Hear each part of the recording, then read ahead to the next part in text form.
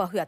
Worli VDD रहिवाशांना पहिल्या टप्प्यातील घरांच्या चाव्यांचं आज वाटप केलं जाणार आहे. मुख्यमंत्री आणि दोन्ही उपमुख्यमंत्री या कार्यक्रमाला उपस्थित राहतील.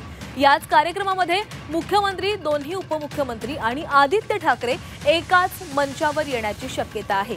कारण या कार्यक्रमासाठी स्थानिक आमदार म्हणून आदित्य ठाकरे यांना निमंत्रण देण्यात आले. त्यामुळे कार्यक्रमाला आदित्य ठाकरे उपस्थित राहणार का याकडे लक्ष लागलेलं आहे.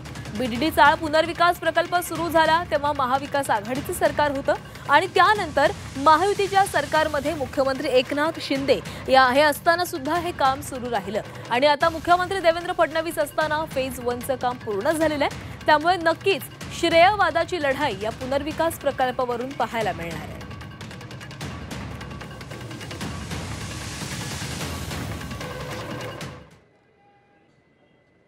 हे बघा, मला काही श्रेय घ्यायचं नाही.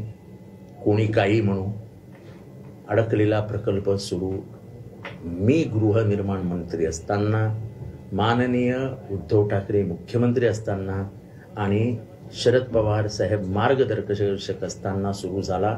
पहिल्यांदा भूमिपूजन तिथेच झालं. सगळे अडलेले जे काही दगडधोंडे डोंगर उभे होते अडथळ्यांसाठी सगळे बाजूला केले आणि आज तिथे 72 मजल्याच्या इमारती उभ्या राहत आहेत. मला श्रेय घ्यायचं नाही. ज्याला घ्यायचं आहे त्यांनी घेऊन द्या. माझं काम मी केलं. आता मी काही मंत्री नाही. आता ज्यांनी केलंय त्यांनी उद्घाटन करावं, लोकांना चाव्या द्याव्या, पण जे केलंय ते केलंय. नाही, नीट प्लॅन केला असतं तर 500 काय अजून लोकांना देऊ शकले असते. फक्त तुम्ही तिथं जाऊन राजकारण करणार असताना 500 लोकांना तुम्ही सदनिका देणार असाल तर कितपत योग्य आहे. हजारो लोकांना आपण देऊ शकलो असतो, पण त्याचं योग्य असं नियोजन करायला पाहिजे होतं, जे सरकारकडनं केलं गेलं नाही.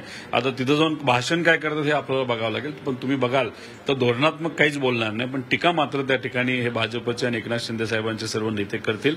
त्यामुळे त्यांना काय पडलं तर फक्त राजकारण पडलं. 2 आम्ही आमदार आहोत. आदरणीय आदित्यजी तर ते निवड आमदार नाही तर मंत्री राहिलेले आहेत. अशावेळी त्यांना बोलून घेऊन आणि कदाचित ज्यावेळी मार्गदर्शन किंवा भाषण व्हायला पाहिजे त्या भाषणामध्ये पण त्यांना संधी द्यायला पाहिजे. आम्ही जे ऐकतोय आम्हाला माहीत नाही की भाषण फक्त शासनाचेच प्रतिनिधी करणार, म्हणजे याचा अर्थ असा आहे की एकतर्फी कार्यक्रम करायचा प्रयत्न चाललेला आहे. नेहमीप्रमाणे उशिरा येते तसं येईलही, परंतु शेवटी पक्षाचा निर्णय आहे तिथे जायचं की नाही किंवा पक्ष निर्णय घेईल त्याच्याप्रमाणे आम्ही आमचा निर्णय घेऊ.